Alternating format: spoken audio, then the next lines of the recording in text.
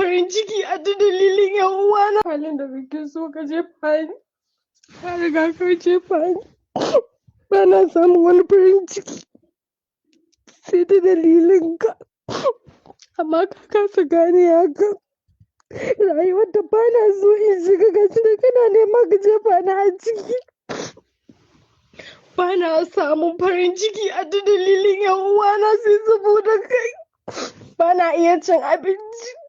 Kullum a cikin tunanin ka nake me zan yi in faranta maka rai. Amma ka kasa gane halin da nake ciki. Na kasa mantawa da kai. Na yi imani da Allah zai iya mutuwa a halin da nake ciki yanzu. Aiki na kasa yi, auren aikin mu sai da aka bani hutu. Amma ka kasa gane haka. Ban san me zan yi maka fahimci halin da nake ciki ba.